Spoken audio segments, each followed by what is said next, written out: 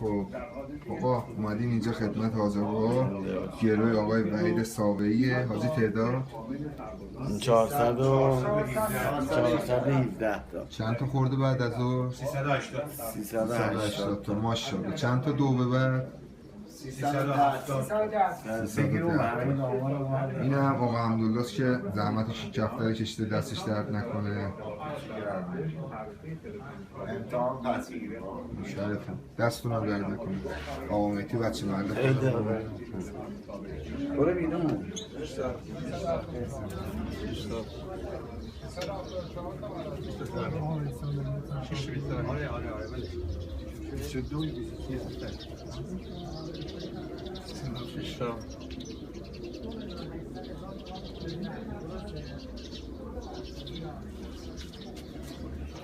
با ساعت چنده؟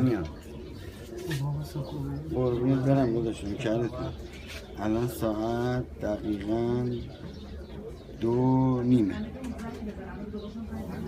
دستون درد نکنه. آقا من این دست شما درد نکنه. آقا باید دست درد نکنه. ماشاءالله ماشاءالله ماشاءالله ماشاءالله. خانواده‌اش هم یه صلوات. اللهم صل علی محمد.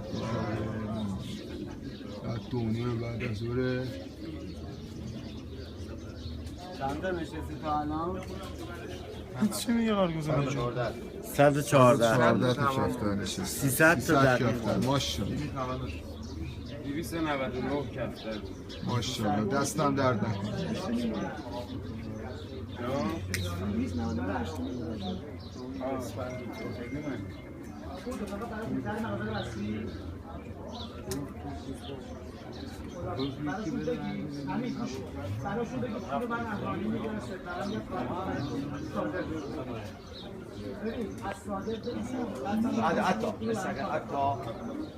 حتی با بود اعلام 4 سری بزن 24 بزن. چی با مشاری؟ 298 کفتر ساعت دونیم بعد از ماشاءالله.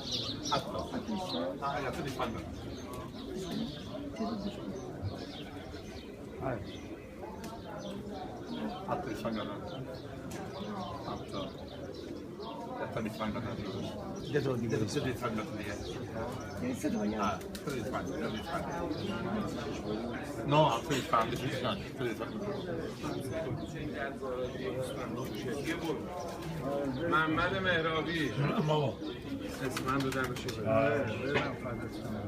یا علی برو من میگم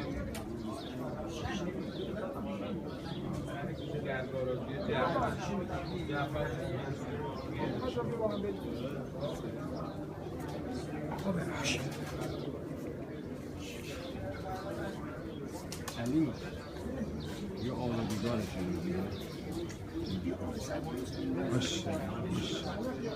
آقا امروز چندمه؟ تو همه رو من میگی من این شاگرد تنبله همه رو هم اشتباه دارم. داداش امروز چندمه؟ امروز میشه سوم تیر 1395. دستونم درد نکنه.